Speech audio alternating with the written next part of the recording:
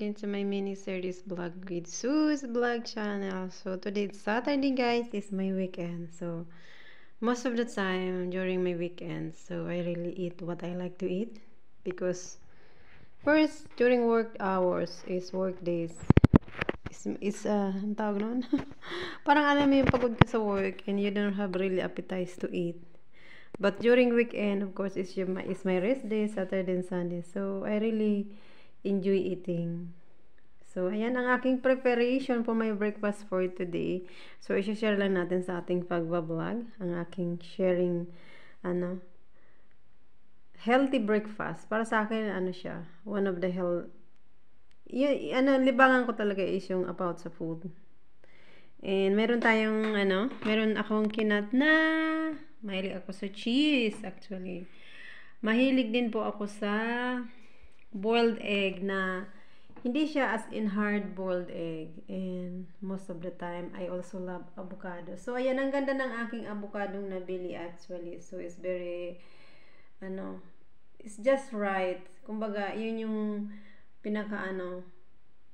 hinog na avocado. So, ayan. Meron tayong salmon. Meron akong parang to siya guys, yung parang sa atin tinapa na salmon. Yung wala siyang maraming ingredient. Kasi minsan yung mga salmon na nabibili ko is masyado maalat. So, hindi talaga ako pwede sa maalat. So, ito siya, wala siyang salt, pero para siyang smoked salmon, kumbaga. So, i-dip natin sa ating, ayan, nag-isalize akong malaking bread, yung brown bread ko. So, natin dyan ang ating salmon. I really love avocado, guys. Seriously. Every day, I could eat one avocado. Yan ang aking goal lagi. Saka isang bowl ng egg. Minsan, sa breakfast ko sa aking work, ang kinakain ko rin talaga is avocado. Kaso lang, wala akong time mag-vlog sa aking work. Dala ng yung maingay ba yung environment ko, maingay yung alaga ako. So, most of the time, she's like suddenly screamly. So, it's very hard mag-cut ng time, yung tahimik ba. So, siyempre, pag nandito tayo sa aking apartment, so I'm very quiet. Kasama ko lang yung aking pusa. Pero, maingay din siya, guys. So, ang ginawa ko, binigyan ko siya ng food doon sa aking kitchen. So, nandun siya kumakain. She really enjoy also eating. I also brought some meat for her. So, ayan. Meron tayong kinat na oranges, of course. Yan. Importante din kasi yung laging kumakain ng fruits. Actually, kahit naman sa work ako, guys, lagi ako nagkakain ng fruits. Kaso nga lang yun, as I said, wala akong time mag-vlog. So, meron tayong kiwing kinat. Last week ko pa yung binili. So, parang na nga siya. So, I need to eat it. So, yan ang aking breakfast, guys. Tayo guys ng salmon sa aking bread. Maglalagay din ako ng butter. Yan, natural butter siya na hindi rin siya masyadong Basta yun. More on natural kasi talaga ako. So, yan ang aking breakfast guys for today with Sue's vlog.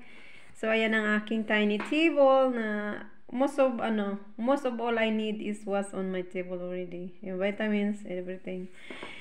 And, ayan, last night, bago ako natulog, so medyo nagpa-relax para makatulog ng mas mahimbing, mas mabilis. So, so ayan, may natira pa. So, I don't know, maybe tonight I will gonna finish that one.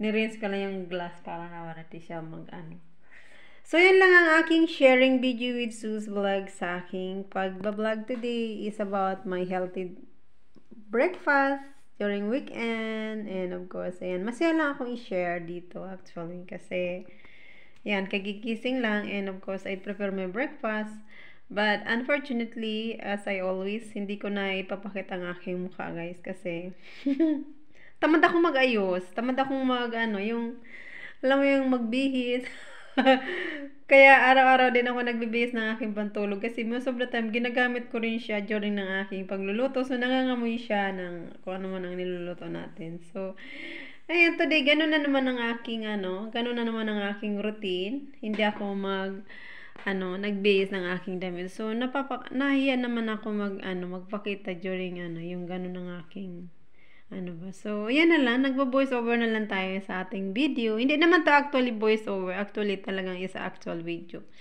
So, ayan. Magde-drink tayo, guys, ng aking Pinaka-importante kasi, guys, ang may share ko lang pala is yung breakfast time. Yun yung pinaka-importante kasing meal ng isang natin sa araw-araw is yung about yung breakfast natin.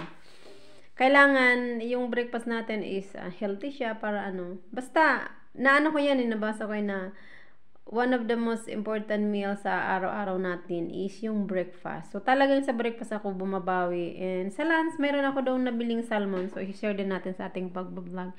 So, that's all for today's video with Sus. So, ayan naman ang aking itlog, diba? No, kitang-kita nyo naman na, hindi siya as in, hard-boiled. So, ayan ang aking avocado. Parang ang sarap. Tignan natin, oh.